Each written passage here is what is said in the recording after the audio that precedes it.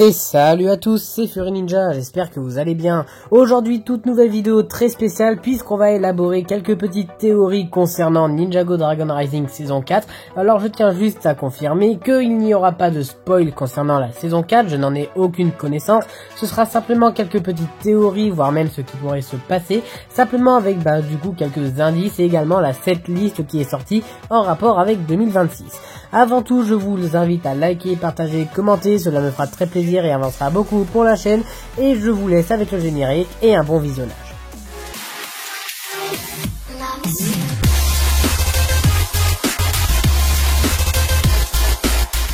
Donc pour tous ceux qui n'avaient pas pu être au courant bien avant, on a reçu récemment les leaks des 7 listes de janvier 2026, donc un petit peu les 7 qu'on aura durant cette première vague de l'année prochaine, et il va y avoir quand même beaucoup de choses importantes étant donné qu'il y a eu des leaks qui ont été confirmés, et je pense que cela va avoir quand même son importance dans la prochaine saison. Pour tous ceux qui souhaitent un petit peu plus le détail de la setlist de Ninjago 2026, je vous laisse la vidéo que j'ai faite récemment en description. Bien évidemment, il y aura également d'autres petits indices, tels que les personnages présents sur les boîtes de Dragon Rising depuis 2023, donc de la saison 1 partie 1 jusqu'à la saison 3 partie 2, et donc tout cela fera quelques petites théories pour la saison 4. Donc pour tout d'abord commencer la vidéo, nous allons un petit peu parler de la setlist de 2026 qui a leak récemment, en particulier du petit paragraphe descriptif de certaines figurines. Donc juste pour rappel, ce paragraphe nous dit: les ensembles comprendront des dragons ninja avec des ailes et des queues, des monstres méchants verts avec des tentacules, des méchants marrons déserts avec de nouveaux casques griffus, des méchants marrons à capuche et des généraux serpents violet vert avec un nouveau moule de tête. Ryu se transforme en armure dorée. Tout d'abord, mettons les choses au clair. Quand Lego sortent la vague de janvier en termes de Ninjago, cela est souvent dû à la saison, donc en particulier de la partie 1 de la saison de Ninjago qui va sortir l'année en question, et donc en particulier pour la partie 1. En l'occurrence, la vague qui va sortir en janvier 2026 sera donc prévue pour la saison 4 de Ninjago Dragon Rising uniquement pour la partie 1, puisque les sets de la partie 2 arriveront à partir que de l'été 2026. Tout ça est de la pure logique. Donc la setlist de 2026 va nous intriguer pas mal pour la saison 4, en particulier plusieurs sets, notamment celui donc du dragon de Zane et de Cole, mais notamment le dragon source de la vie. Dans la première saison, c'était le dragon source de l'énergie, la seconde le dragon source du mouvement, la troisième on n'en a pas spécialement eu à part Croc de tonnerre, mais lui n'est pas techniquement un dragon source, peut-être dans la partie 2, et donc dans la saison 4 ça pourrait être le dragon source de la vie. Dans Dragon Rising, il y a une histoire, si vous vous souvenez, en saison 2, une histoire d'icône de dragon. Lloyd a obtenu celle du dragon source du mouvement en fin de saison 2, et cela pourrait également être la même chose en saison 4, où le dragon source de la vie va donner une icône de dragon. Donc cela pourrait également nous dire que ce sera sûrement le point fort de la saison 4, les icônes de dragon. Les ninjas vont peut-être essayer de les récupérer, pourquoi on ne sait pas encore. Sûrement peut-être que les 5 bannis continueront d'agir après leur défaite de Croc de tonnerre, possiblement en partie 2 de la saison 3, encore c'est à voir la fin de cette saison. Maintenant, parlons de quelque chose d'un peu plus intéressant. On voit dans la description que je vous ai lu précédemment le mot monstre.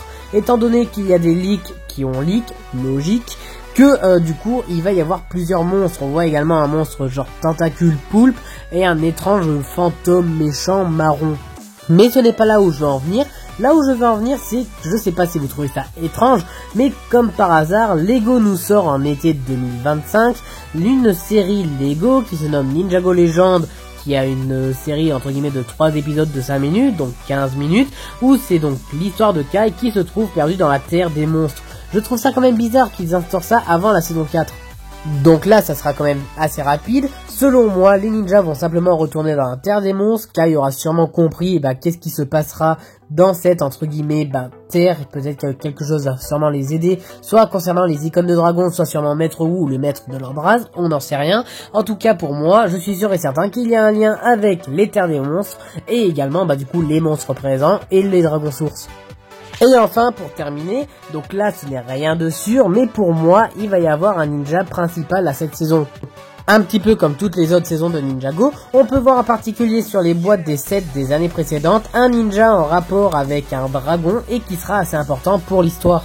En 2023, pour la saison 1, on a eu Arin et Zant. En 2024, pour la saison 2, partie 1, on a eu Kai et Egalt.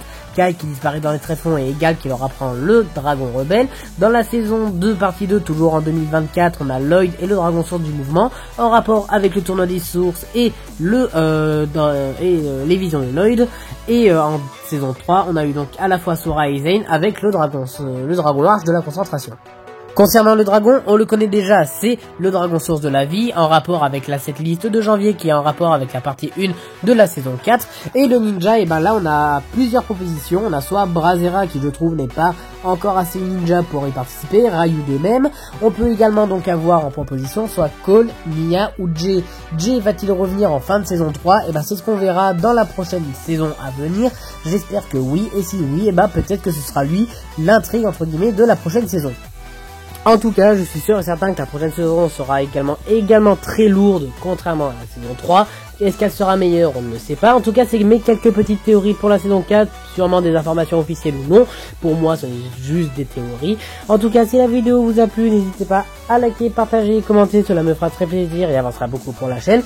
Et je vous dis à très bientôt pour une prochaine vidéo Lego. C'était Fury Ninja. Bye.